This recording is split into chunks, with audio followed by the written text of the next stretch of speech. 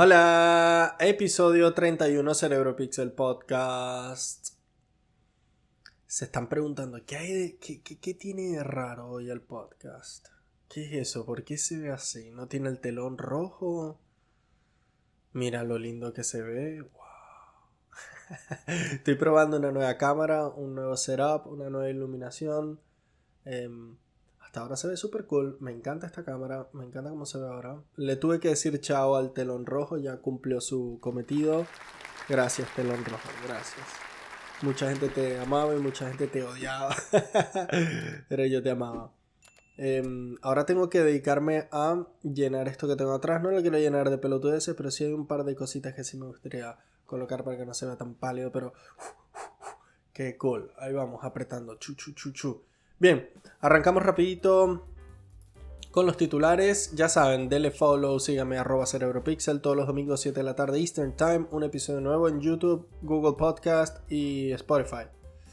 El doodle de esta semana de Google fue en relación al Día de la Tierra. El 22 de abril se celebra el Día de la Tierra y Google, cuando te metías en su página inicial en el motor buscador, tenía una cosa interactiva que te mostraba el cambio climático en zonas específicas del planeta.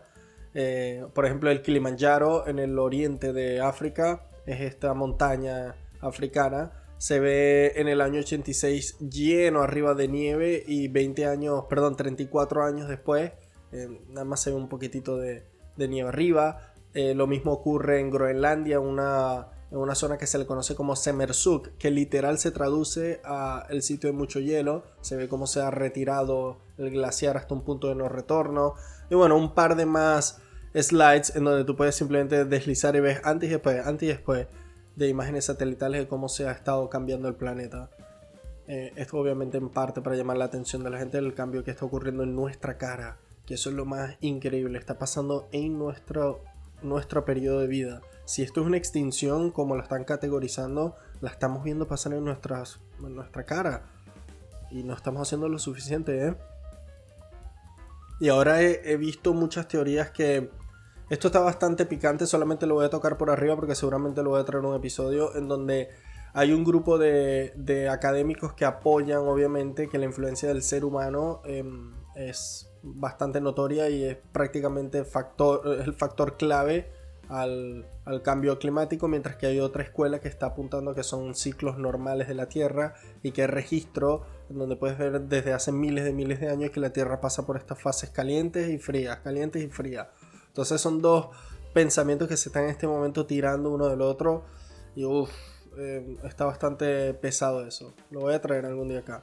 Dentro de ese mismo margen de ideas, a David Attenborough le acaban de otorgar el título de campeón de la Tierra por las Naciones Unidas. Suena muy ridículo, Champion of the Earth. Pero está cool, es como que el título más grande que puede otorgar las Naciones Unidas en materia de medio ambiente, de cuidado del planeta. Campeón de la Tierra, pero ¿qué te dan? ¿Cómo es la medalla del campeón de la Tierra? Tiene que ser como un tipo, como era el logo original de UFC, que era como un tipo, creo que estaba agarrando la Tierra, algo así, o simplemente estaba así. Tiene que ser un tipo cargando la Tierra, como un atlas o un trofeo. Bueno, David Attenborough es un señor de 95 años del Reino Unido, una figura sumamente importante en materia de cuidado del planeta Tierra,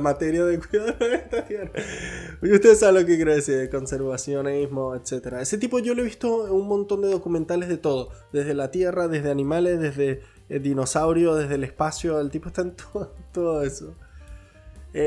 Ahora conseguir una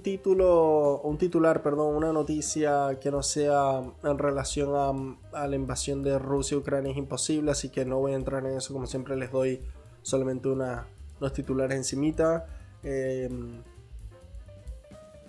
Hay como que un mando militar dentro de las filas de Rusia que reveló que Putin no solamente tenía planeado dominar Ucrania, sino que quería invadir parte del este de Moldavia. O sea que ya se está viendo un proyecto más expansionista de esta primera movida o esta primera ola de agresión.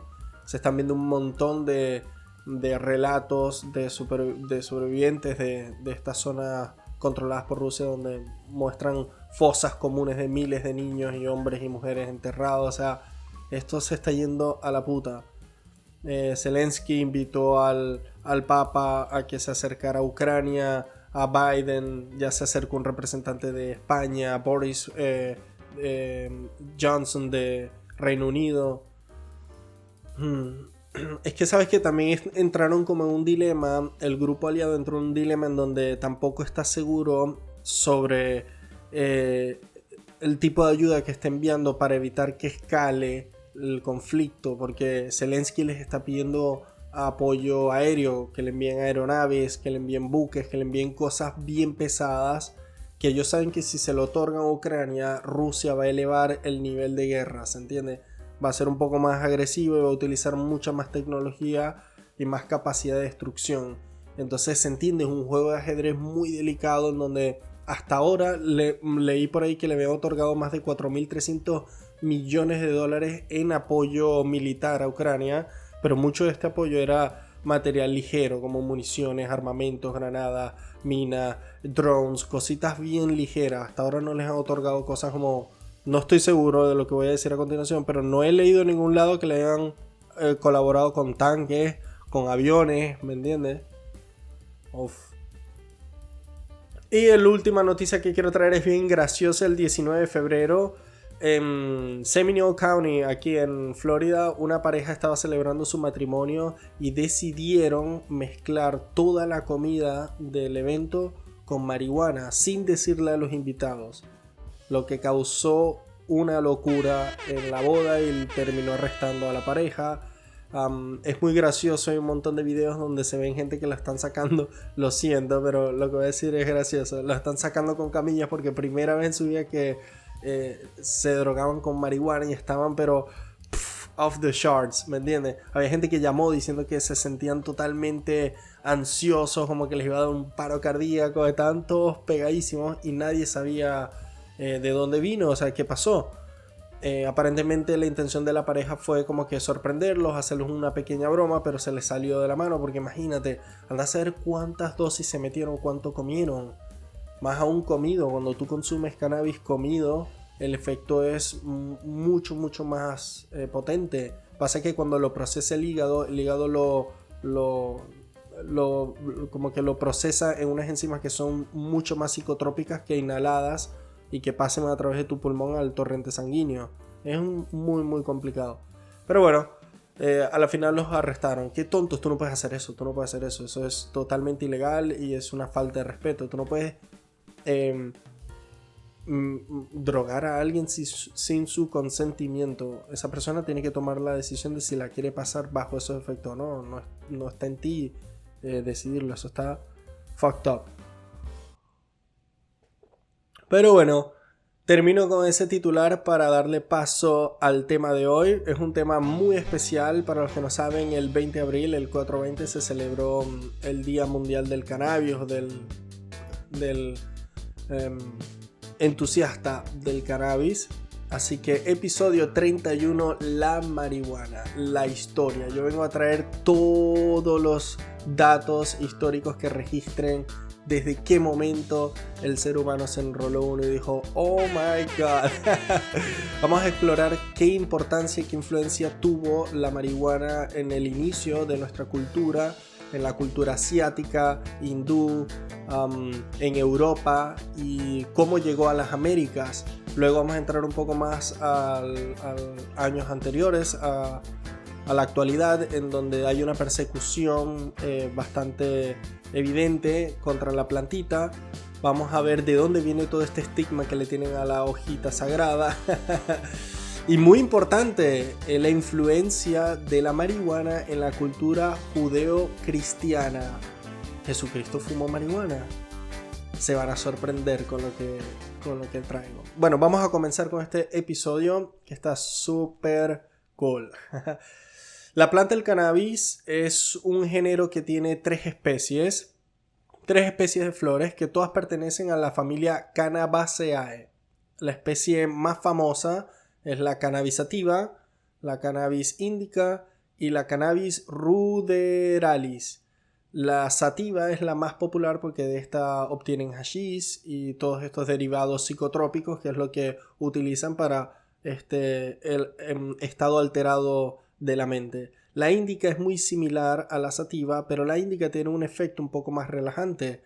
Cuando los que fuman cannabis sativa se sienten más estimulados creativamente, quieren salir, quieren hacer ejercicio, quieren hablar, están muy despiertos, mientras que la índica usualmente te baja, te da sueño. La índica la usan mucho para tratar dolores, control de apetito, control de sueño. Entonces tienes como estos dos lados de la moneda de la misma plantita.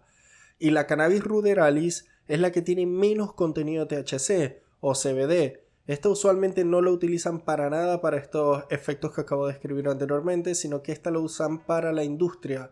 La ruderalis la usan mucho para todos los productos de cáñamo, llámese hojas, cuerdas, papel. Hay un montón de cosas. La industria textil, ropa. Es muy versátil la hoja de cáñamo y esta viene de la cannabis ruderalis. El primer registro de marihuana utilizado por los seres humanos se le deben a un libro que se llamaba Materia Médica, escrito en China en el año 2800 a.C. 2800 a.C. quiere decir, hoy estamos al 2022, 2822, esos son 4822 años, casi 5000 años atrás nosotros ya escribimos un libro acerca de esta planta. Este libro lo escribió Shen Nong y en el libro él se refería a la marihuana como Ma. Shen Nong es una figura legendaria en la cultura, en la historia china antigua. Él era parte de los 3 reyes que llamaban emperadores celestiales.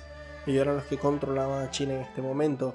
Pero Shen Nong era muy conocido por ser un botánico.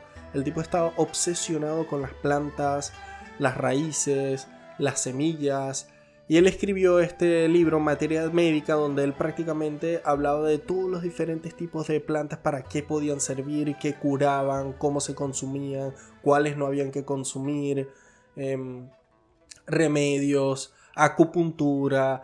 Ya les voy a contar un montón. Este tipo de verdad fue muy muy importante porque a él se le conoce como el padre de la agricultura moderna. Él creó el hacha, él creó el sistema de riego, el sistema de bomba, él creó la acupuntura, la medicina tradicional china. Era un erudito este tipo. Y a él le describen como una persona de barba que siempre estaba cubierto de hierbas, siempre estaba masticando una raíz y anotando un libreto. Este tipo fue prácticamente el primer farmacéutico de registro. Y bueno, él fue una de las personas en describir la marihuana en este libro, a la cual le llamó Ma, como una planta que tenía efectos psicotrópicos, que ayudaban para el dolor. Y de hecho él la solía recetar para tratar malaria, artritis, dolores en general y hasta pérdida de memoria. Que esa última es debatible. Cerca del año 200 después de Cristo, un fisiatra llamado Hua Tuo pasa a ser la primera persona en utilizar anestesia mucho antes después de la que conocemos hoy en día. Él utilizaba una receta como de un aceite.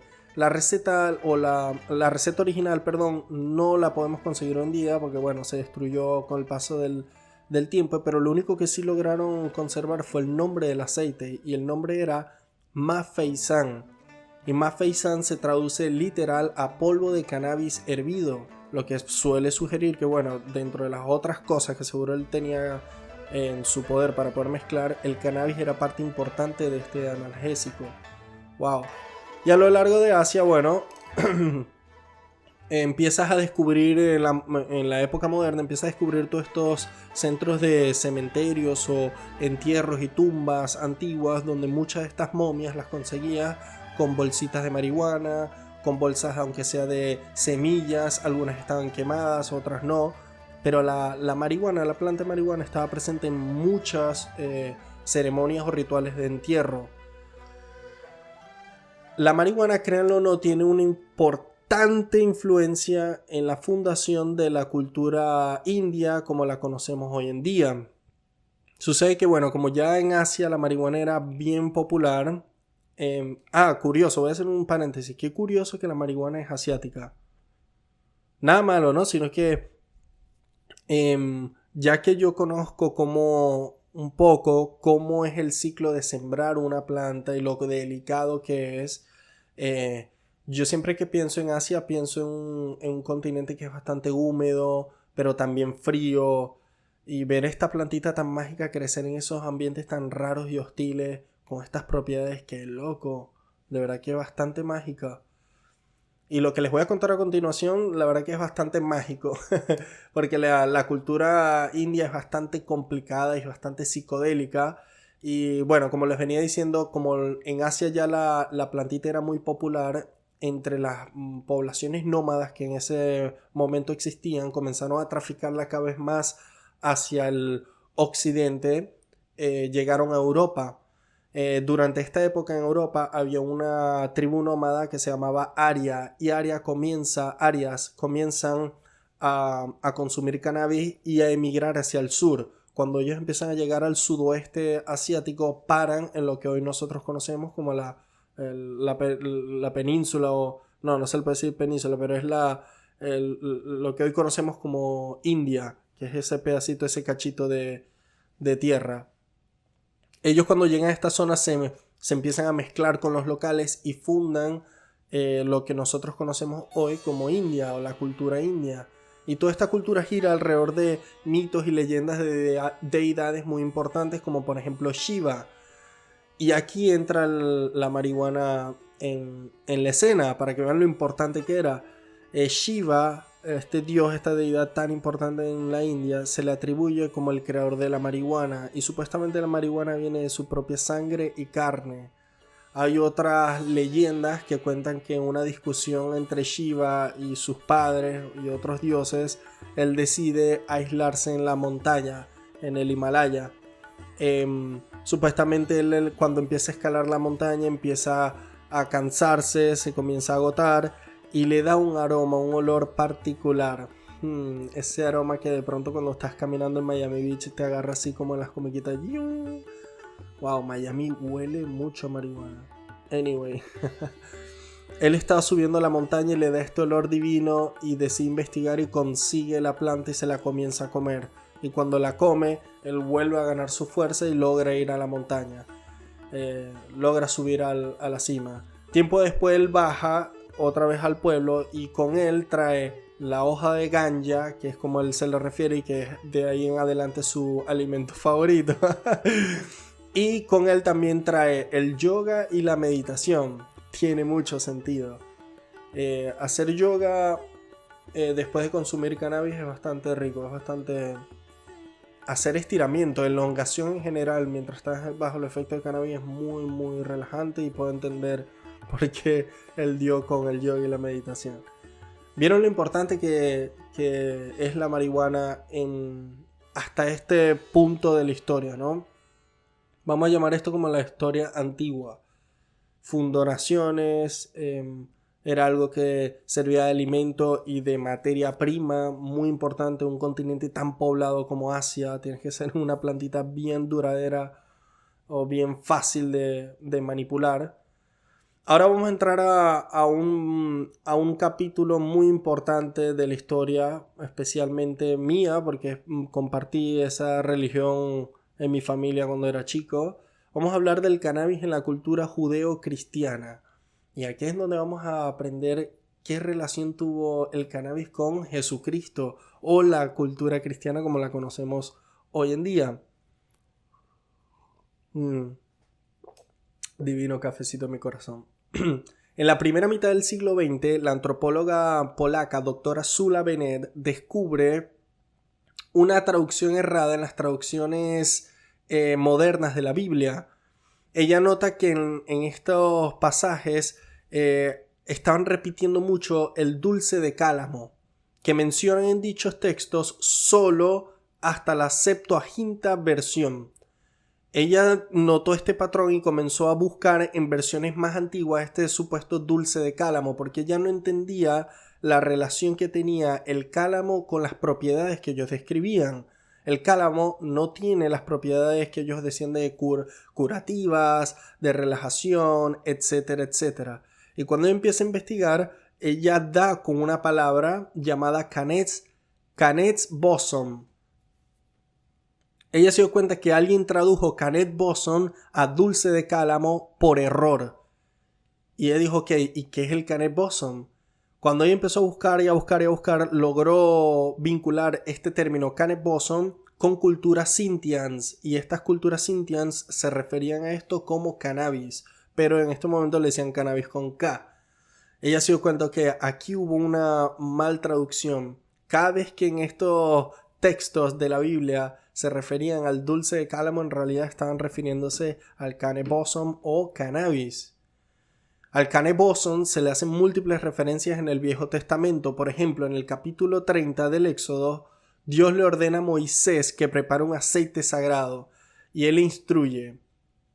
Elige como especies favoritas 6 kilos de mir puro, la misma cantidad en canela y 3 kilogramos de Canet boson, 6 kilogramos de casia, mézclalo con aceite de oliva, 3 kilogramos de Canet boson, 3 kilogramos de cannabis. ¡Wow! Dicha mezcla era utilizada en todos los templos donde era quemado como parte de rituales y decían explícitamente que a cualquier persona que tocara ese aceite o cualquier objeto que tocara ese aceite pasaba a ser sagrado. Es por eso que se utilizaba este aceite para untar y como hacer sagrado a reyes, personas, sacerdotes, etc. Llevando poco a poco al término Mesías, que literal Mesías se traduce como el untado o the anointed one. Mesías significa eso, aquella persona que ha sido untada con este aceite. Con este aceite que tenía 3 kilogramos de marihuana. ¡Wow! O sea que era sumamente importante también en esta época judeocristiana. Y pensar, eso sería interesante. Voy a hacer un episodio de cómo sería vivir en la época de Jesucristo. Pensar en esa época debe ser muy similar, acá hablando ignorante, a la que yo investigué cómo vivir en el Egipto antiguo. Creo que sería muy similar, algo bastante rural, bien agropecuario. ¿Agropecuario? Sí. Seguramente trabajarías en los campos. Y mira, y tenías acceso a esta plantita que te ayudaba a ese dolor de espalda después de estar todo el día cavando hueco para sacar tomates, para sacar lo que sea, cebolla, lo que sea que estabas sembrando, de traerte a la vaquita, de trabajar de carpintero. Wow, y para muchas otras cosas más, obvio. Entonces, ¿acaso Jesucristo consumió cannabis? Miren, hay una pintura del siglo XII que está actualmente en Sicilia, Italia, donde se ve Jesucristo como curando a 3 personas. Y detrás de las 3 personas sale una planta de cannabis. Y la pintura se llama Jesucristo curando a los ciegos. Y hoy en día sabemos que el cannabis tiene un montón de componentes y efectos positivos contra cataratas, glaucoma y otros problemas de visión. Anyways, Cristo es un término griego que significa el untado, the anointed one, muy similar a Mesías, opuesto a los que muchos conocen hoy en día como Jesucristo o le ponen Jesús como segundo nombre. Pasa que durante esta época tener apellido segundo nombre no era común, de hecho no existía. Esto no pasaría sino hasta la Edad Media. Eso lo hablé yo en un episodio, creo que fue el episodio 1, vayan a verlo, el de medicina medieval. Ahí dijo un montón de facts y en la Edad Media o en la Edad Medieval los apellidos usualmente tienen mucha relación a quién eres tú en la sociedad en donde vives. Si eres el carnicero, butcher, si eres el que hacía zapatos, shoemaker, empiezas a ver estos apellidos que literal te identificaban como el qué. Así que Cristo Mesías hacen una referencia a una persona que ha sido untada en este aceite. Así que indudablemente Jesucristo, Jesús o quien sea como lo refieras tú en este marco de ideología o de historia y de religión, definitivamente tuvo contacto con cannabis o con este aceite para que lo llamaran de Mesías o Cristo. Wow. a pesar de que en el Nuevo Testamento el cane bosom no es mencionado directamente, el untar con aceite la piel de sus seguidores se hace como una práctica bastante común o por ley del cristianismo. De hecho, Jesucristo bautiza o unta a sus 12 discípulos. Él envía el aceite a las otras poblaciones para seguir expandiendo la influencia de esta ideología. Está inclusive referido en el pasaje de Marcos 6:16. Ellos dicen: estaban espantando muchos demonios y estaban untando con aceite a muchos que estaban enfermos, curándolos. Wow. Entonces, miren en qué estatus está esta plantita en este momento. Viene de fundar naciones, de bautizar gente. ¡Qué loco! ¿Y qué pasó con la plantita en la época medieval, En la época medieval, en realidad el cannabis llega a Europa como la conocemos hoy en día, o vamos a llamarla a Europa medieval, a través del Imperio Romano. Ellos a su vez se lo dieron a las tribus germanas, que usualmente consumían el cannabis más que todo era por las semillas. Empieza a esparcirse la variedad y la versatilidad de esta hojita, de esta plantita, del cannabis en toda Europa, pero en general el europeo estaba más concentrado o estaba más inclinado a consumir hongos alucinógenos y alcohol que cannabis como alternativa psicotrópica. Pero esto cambiaría cuando se descubre América, y aquí pasamos como que a la historia moderna del cannabis. Wow, nos estamos graduando de historia del cannabis. El cannabis hace un cambio importante en la cultura europea cuando se descubre América, porque América prácticamente explota y cambia para siempre la manera en que el planeta hacía comercio. El acceso a bienes y productos que nunca habían conocido en Europa y Asia, que solamente se daban en América. Esto crea un canal de influencia muy importante y de dinero y de riquezas que obviamente el Imperio Británico no iba a pasar desapercibido. Durante los primeros años de colonización de América, la reina de Inglaterra en su momento ordenó y decretó que el propietario de cualquier terreno con más de 60 hectáreas en Estados Unidos, o en América en ese momento, tenía que cultivar plantas de cáñamo para el uso industrial. Con el tiempo, los peregrinos europeos comienzan a asentarse en América y ellos empiezan a traer cada vez más y más variaciones del cannabis.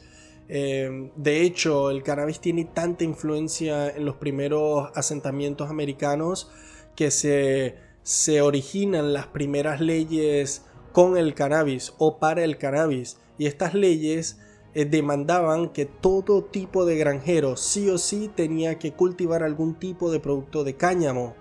Esto es una ley bastante opuesta a las draconianas que existen hoy en día contra el cannabis. O sea, literal el Estado te estaba obligando, brother, sea lo que sea que estás sembrando, tú tienes que tener cáñamo en alguna parte, en algún rinconcito de tu conuco.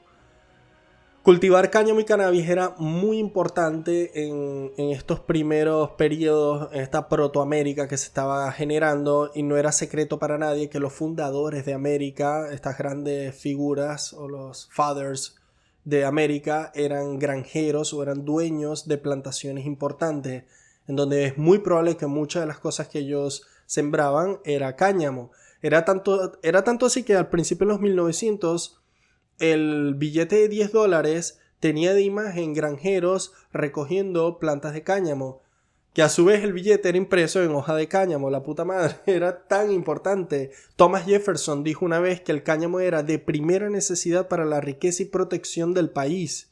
George Washington lo utilizaba ampliamente para tratar sus problemas dentales. Él aparentemente tenía un problema terrible de diente y creo que hasta utilizaba unos implantes de madera.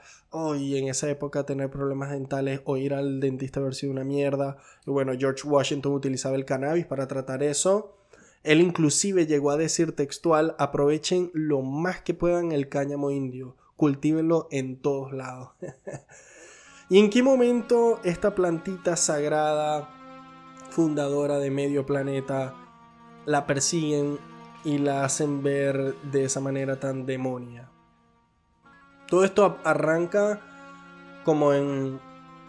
La verdad, la plantita cannabis sufrió un ataque en múltiples frentes al mismo tiempo, un periodo de tiempo muy corto, se puede decir.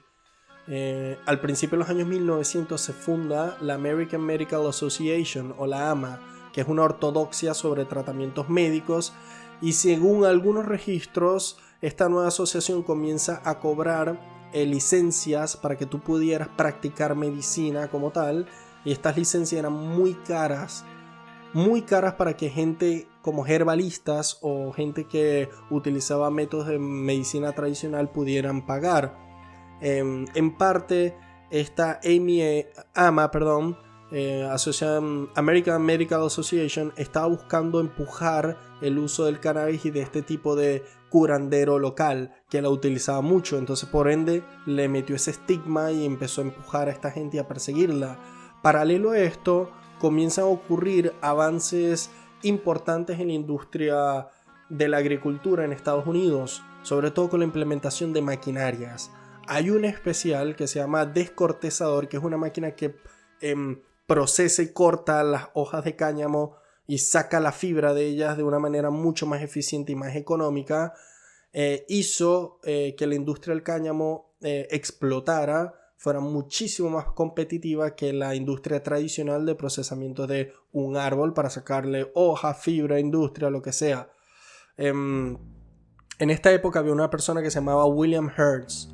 William Hearst era dueño prácticamente de toda la media, periódico, publicación. Todo el media lo manejaba él. Y no solamente el media, él era dueño también de toda la industria que se utilizaba para producir el papel e imprimirlo y publicarlo. O sea, él se pagaba y se daba el vuelto, ¿me entiendes? Este tipo empieza a ver la industria del cáñamo como una amenaza, porque para que se hagan una idea, tú necesitabas en su industria un árbol que demoraba por lo menos en promedio 25 años en crecer antes de que tú lo pudieras cosechar para sacarle todo lo que le vayas a sacar para las diferentes industrias. Mientras que la hoja de cáñamo o la planta de cáñamo necesitaba solo 3 meses. Entonces esta gente estaba pudiendo hacer muchísimo más volumen a una fracción del costo que necesitaba el otro, y él dijo no, esto no puede pasar. Entonces él comienza una persecución contra el cáñamo. Por aquel lado estaba la AMA persiguiendo desde el ángulo como farmacéutico al cannabis, y luego viene este tipo por el ángulo industrial y el mediático fue el que yo digo que fue el más dañino. Él comienza, como era dueño de todos estos periódicos, él comienza a publicar artículos difamando la marihuana. Él específicamente comienza a hacer publicaciones donde hacía relación con mexicanos criminales y el uso del cannabis. Y aquí él utiliza por primera vez en la historia el término marihuana. Hasta ese entonces el cannabis se conocía como cannabis o cáñamo. William Hearst decía llamarle marihuana, que era un término utilizado por los mexicanos para llamar a un grupo de tabaco salvaje. O sea que ni siquiera era cannabis, era tabaco. Él le pone este nombre para demonizarla y comienza a publicar diciendo que los mexicanos fumaban marihuana y violaban y robaban a los americanos.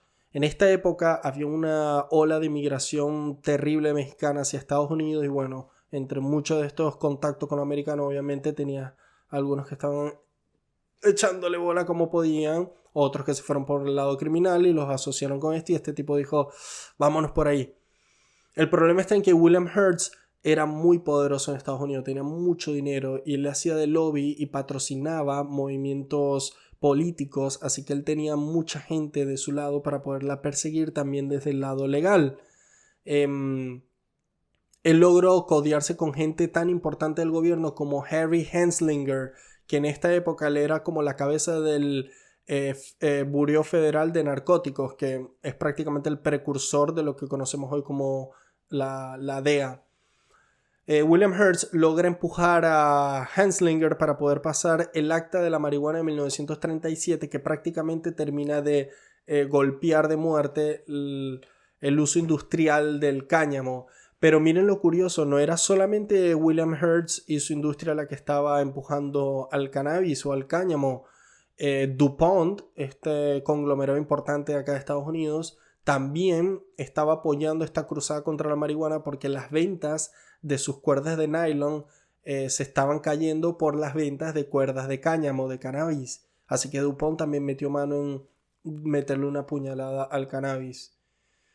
Ya para 1970 el Congreso de Estados Unidos pasa el Acto de Sustancias Controladas de 1970 que termina de legalizar y de encarcelar a la marihuana. Esto fue un intento del gobierno de empujar o contener la contracultura hippie de ese momento, que estaba en contra de la guerra y de, bueno, todos estos movimientos que estaba haciendo el gobierno en ese momento. El mismo presidente Nixon, esto es muy curioso, el mismo presidente Nixon llamó a crear una junta que investigara y le trajeron un reporte sobre la verdad, los beneficios y como que los riesgos del uso del cannabis. Cuando esta junta terminó su investigación y le llevó el resultado a Nixon, le dijeron prácticamente que ninguna de las acusaciones que se estaba haciendo contra la hoja eran de verdad. Como que era más bien más las cosas positivas que tenía la hoja que las negativas y todos estos estigmas que él estado promoviendo. Nixon los mandó todos a su casa y votó el reporte. ¡Qué loco! ¡Qué hijo de puta picado! Y pensar que él fue el precursor a esta famosa guerra contra las drogas americanas, que simplemente lo que ha demostrado es que ha sido más ineficiente, ha sido peor la cura que el mal, lo que ha llevado a más bien un tráfico un poco más violento, más brutal, más costoso, más difícil de controlar, más riesgoso para el consumidor final. No me voy a meter ahí porque eso es otro episodio también. Es un solo episodio y he tocado como 3 puntas para poder sacar episodios. ¡Wow! Esta cámara me está cayendo perfecto. Bien, ¿cómo está el cannabis hoy en día? Hoy en día en Estados Unidos ya 37 estados certifican o regulan el cannabis como uso medicinal y recreacional en 18 estados de Estados Unidos. Eso está súper cool. Ya vamos poco a poco cabalgando de nuevo hacia el éxito, mi hermosa plantita. El 50% de los usuarios de cannabis incrementaron su consumo después de la pandemia y las ventas del cannabis subieron hasta un 55%.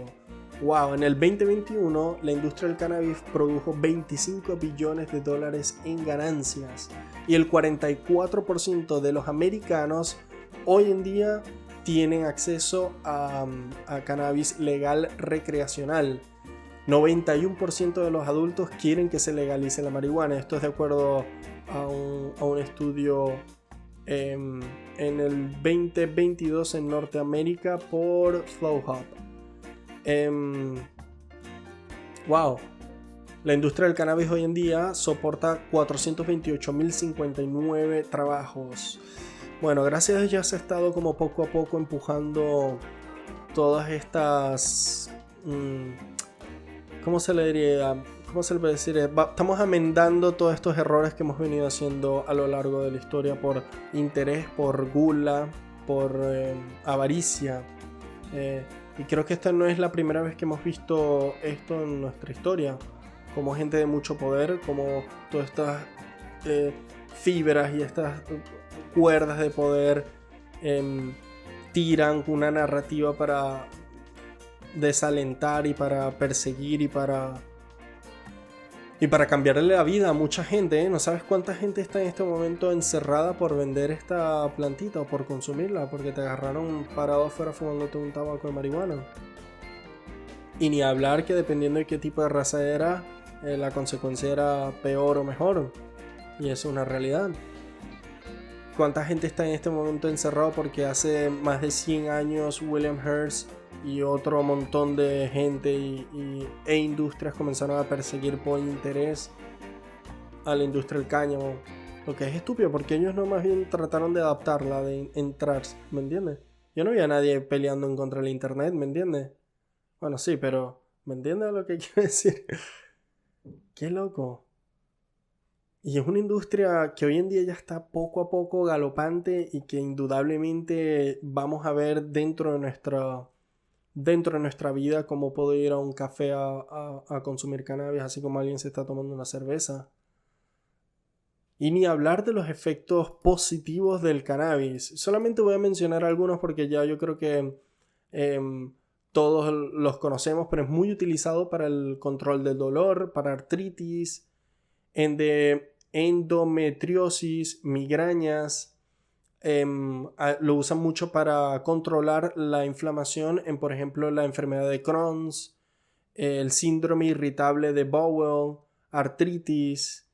Lo utilizan mucho para control de epilepsia, ansiedad, esclerosis múltiple, enfermedad de Parkinson, desorden postraumático, síndrome de Tourette.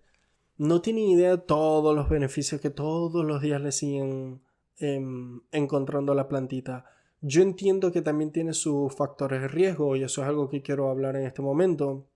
Existen factores de riesgo tangibles en el uso del cannabis. Por ejemplo, se sabe que aquellas personas que tienen predisposición genética o psicológica a estados esquizofrénicos, cuando abusan del cannabis pueden tener explosiones de algunos episodios esquizofrénicos bien severos. Me ha pasado, conocí a una persona que sufrió una cosa de esta, una explosión esquizotípica por abuso de cannabis. También he escuchado otros cuentos de otras personas, así que es muy común ver este tipo de efecto secundario en la persona equivocada. No está bueno fumar, así sea cannabis. El hecho de que metes humo a tus pulmones, te estás haciendo igual daño, poco menos daño que obviamente que nicotina, que cigarro. Eso de verdad hay que ir a un debate profundo, pero como sea le estás metiendo humo a los pulmones, que eso no termina nada bien, problemas de asma, cáncer de pulmón, etc. Sí tiene su lado negativo, al igual que el alcohol. Yo no creo que a todos le haga el alcohol el mismo efecto. No solamente digo por el tipo de embriaguez, el tipo de pega que vayas a agarrar, sino el efecto que está teniendo en tu cuerpo. Es muy diferente cómo te afecta a ti, al hígado y a tu sistema el alcohol a cómo me afecta a mí. Lo mismo aplica para el cannabis y para todo en la vida. Así que espero, para cerrar este episodio hermoso, yo espero ver en mi tiempo de vida cómo vuelve a subir y a escalar al trono esta plantita y más bien le empezamos a sacar más provecho desde lo divertido como simplemente algo social como fumar, como consumirla con amigos, en lo espiritual, en lo medicinal, en la industria, ver un poco más hojas de cáñamo, que tengo entendido que es más verde. Cuando digo verde es en pro a conservar el medio ambiente, no requiere tanto uso de energía, de agua como los otros tipos de métodos o industrias. Así que vamos a darle más espacio otra vez a esta plantita que nos viene acompañando desde hace miles de años. Es nuestro amor.